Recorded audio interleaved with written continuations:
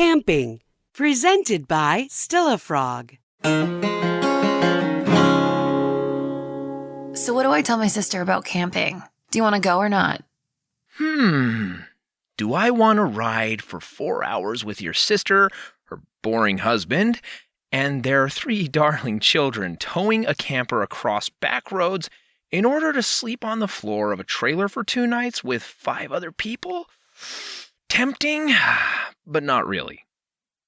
Okay, I know you don't want to, but are we going? You know I hate camping. Yes, but why? Oh yeah, I know. It's because you went to survival school a million years ago. Yes, and let us not dismiss that fact lightly. It's the kind of thing that can be permanently etched into your memory. Clearly. Indeed. Once a person has undergone the experience of sleeping in the mud, utterly exhausted while being pelted by heavy rain and feasted upon by swarms of mosquitoes, after a bracing meal of bugs and snakes, that very person may begin to implicitly grasp why thousands of generations of human beings struggled for their entire lives just to get indoors, out of the elements, and he may also find himself completely mystified as to why, after finally realizing their most desperate hope, the first thing that some of us want to do is go back out. To get back to nature. That is why people choose to go back out, as you so dismissively put it. But why? It seems to me extended exposure to nature can change one's opinion of it.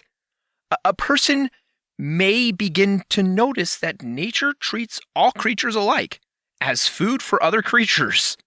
Consequently, he, and I know I'm supposed to be saying they, but I'm referring to myself. Anyway, he may begin to see Mother Nature as an evil power to be ferociously defended against, rather than as a benign Pollyanna to be lived harmoniously with. And I'm one of those people. Yeah, well, you went camping with your old girlfriend. True, but just with her. Not her sister, her sister's husband, and their kids. And we didn't sleep in a camper, we slept in a tent, but it was a tent with concrete floor, a king-sized real bed, a couple of thick rugs on the floor, and it supposedly had a detached bathroom that was a building, not another tent with hot water and a shower, when I booked the reservation. You said the attached bathroom wasn't finished yet, that you had to walk through the snow to get to the bathhouse. But you went anyway. It wasn't finished. I did have to walk through the snow, with everything from grizzly bears to mountain goats lurking in the woods next to the trail, and I probably wouldn't have agreed to the tent in the first place if I'd known. So why didn't you just go to another place? Because it was Montana, you know, big sky country.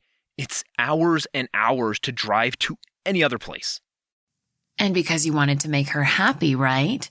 That's why you didn't go to another place. I swear, I'm surprised that I haven't smothered you with a pillow by now. Well, give it time. You know what they say. All the more reason for you to get your story straight. And just an FYI, bears hibernate in winter. It was in July. You told me it was snowing.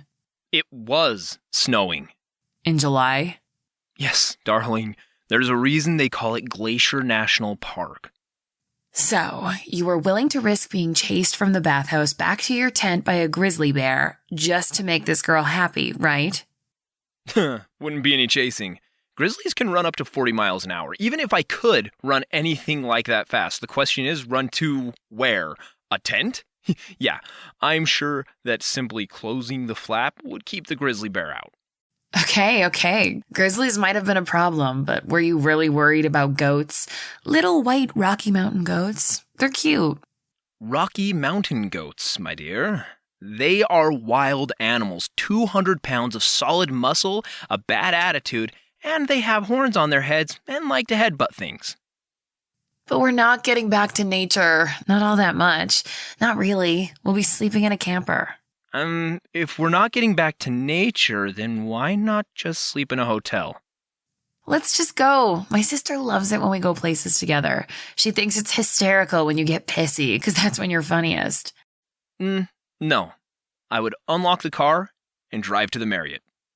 Well, if that's the case, you can just stay at the Marriott all weekend, all by yourself. Really? Promise? How about if you and I stay at the Marriott and we do things with my sister and the kids during the day? Oh, maybe. I'll just leave you to sleep in the camper with your sister, her husband, and her brood of noisy, runny-nosed little barbarians. And not get late over the weekend. Or for the rest of the month. Oh, you can't hold out for that long. But, okay, because I'm a prince of a guy, deal. The Marriott it is.